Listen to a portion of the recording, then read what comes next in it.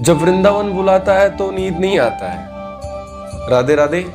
ये है दूसरा दिन वृंदावन की यात्रा का। थकान शरीर में थी, लेकिन मन में एक अलग ही पुकार था। कल पूरा दिन घूमने और दर्शन करने के बाद ऐसा लगा कि बस अब आराम चाहिए।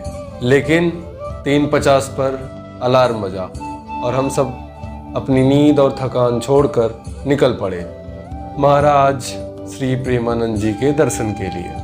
रास्ते में हम अकेले नहीं थे। हमारी तरह अनगिनत श्रद्धालु अपनी नींद और थकान को भूलकर हमारे साथ चल रहे थे, राधा निकुंज द्वार की तरफ। वहां पहुंचकर हम सब अपनी अपनी जगह पे बैठने लगे। वातावरण कुछ अलग ही था। राधा नाम के जाप में घुला हुआ, शांत और पवित्र। चांद को देखते देखते कब सूर्यदेव के दर्शन हो गए पता ही नहीं चला। फिर वो आए। उनको देखने के बाद मैं अपना फोन उठाना ही भूल गया, सिर्फ उन्हीं में खो गया। फिर हुए उनके सरल और सहज दर्शन। उस पल बस मैं थम सा गया था, जैसे मानो समय आगे बढ़ना ही ना चाह रहा और मैं उन्हें देखता रह गया। आश्रम लौटकर साथ लिया और पास में ही माँ चामुंडा जी का मंदिर था, वहां पे भी जाके माथा टेका। आते समय रास्ते में मेरे आराध्य बाबा नीम करौली जी का समाधि स्थल मिला। बंद था, पर मन में एक विनती छोड़ आया, बाबा कभी बुला लेना।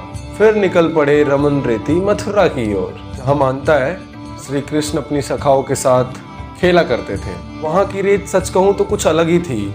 लोग उसमें लौट रहे थे, एक दूसरे के ऊपर उछाल रहे थे और उसमें अपनी थकानों को भूल रहे थे। मैंने भी राधा रानी का नाम लेकर के उस पवित्र रेत को खुद को सौंप दिया। मिला कुछ नहीं, पर दिन भर का थकान और मन का तनाव वहीं छूट गया। और जब शाम को लौटा तो जैसे लगा बाबा नीम करौली अपना दरवाजा खोल दिए हों। अंदर जाके जो शांति मिली वो शब्दों में नहीं बता पाऊंगा।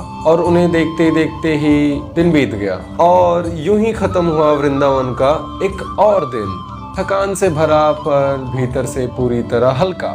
कल फिर मिलेंगे एक नई कहानी के साथ। तब तक के लिए राधे राधे।